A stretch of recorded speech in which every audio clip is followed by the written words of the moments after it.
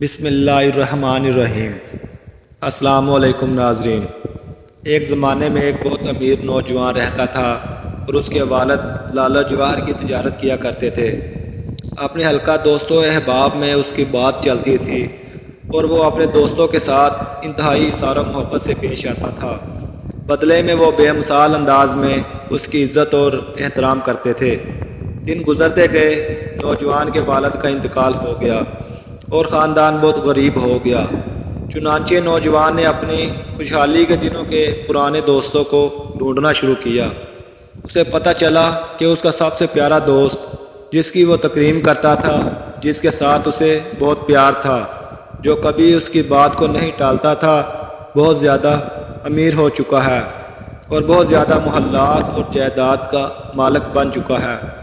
چنانچہ وہ اس کے پاس اس امید سے گیا تاکہ وہ اسے کسی نوکری پر رکھ لے یا پھر اس کے حالات بہتر کرنے کا کوئی راستہ تلاش کرنے میں اس کی مدد کرے۔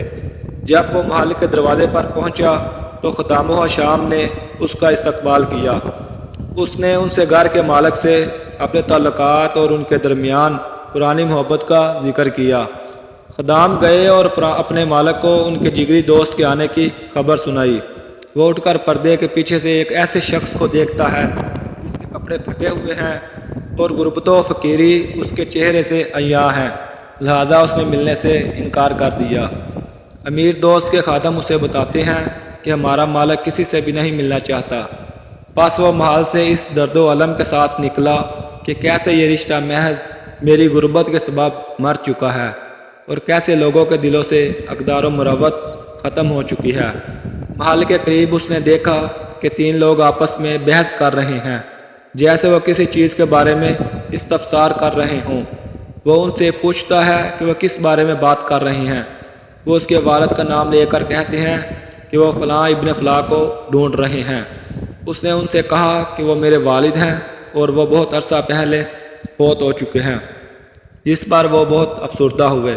وہ اس کے والد کی خوبیاں بیان کرتے ہوئے کہتے ہیں کہ اس کے والد لالہ جواہر کے بہت بڑے تاجر تھے۔ ہمارے پاس مرجان کے قیمتی ٹکڑے ہیں جو اس نے امانت کے طور پر ہمارے پاس چھوڑے تھے۔ چنانچہ انہوں نے مرجان سے بھرا ہوا ایک بہت بڑا تھیلا اس کے حوالے کیا اور چل دیے۔ اس نوجوان پر حیرت طاری ہو جاتی ہے اور اسے اپنی آنکھوں اور کانوں پر یقین نہیں آتا کہ وہ اسے کیسے سچ مان لے۔ لیکن اب سوال یہ پیدا ہوا کہ وہ اسے کہاں اور کس کو بیچے، کیونکہ اس کے شہر میں تو کوئی بھی ایسا شخص نہیں تھا جو اس کی قیمت ادا کر سکے۔ لہٰذا وہ کسی تاجر کی تلاش میں نکلا۔ تھوڑی ہی دیر کے بعد ایک بڑی عمر کی خاتون سے اس کی ملاقات ہو گئی جو شکل و شباہت سے نیک سیرت لگتی تھی۔ اس خاتون نے اس سے پوچھا کہ بیٹا، مجھے آپ کے شہر میں جوہری کی تلاش ہے، کہاں ملے گا؟ نوجوان نے پوچھا کہ آپ کس قسم کے جوہر خریدنا چاہتی ہیں؟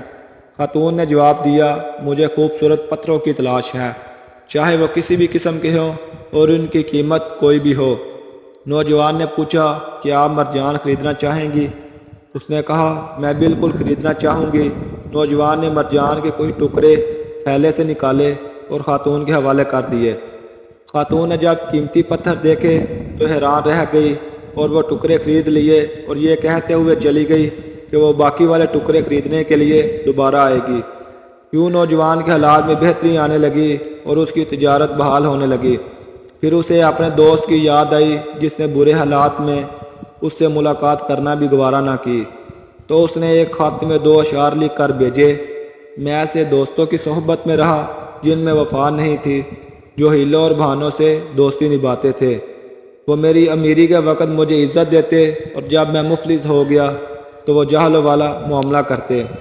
جب اس کے دوست نے یہ اشعار پڑھے تو اس نے جواب میں 3 اشعار لکھ کر بیچے۔ جہاں تک 3 لوگوں کی بات ہے جو محل کے باہر سے ملے، وہ کوئی حادثہ نہیں تھا بلکہ ایک چال تھی۔ جس عورت نے تم سے مرجان خریدا وہ میری ماں تھی۔ ہم نے آپ کو بخل و کنجوسی کے سبب نہیں واپس کیا، لیکن ہمیں خوف تھا کہ تم ہمارے سامنے شرمندہ نہ ہو جاؤ۔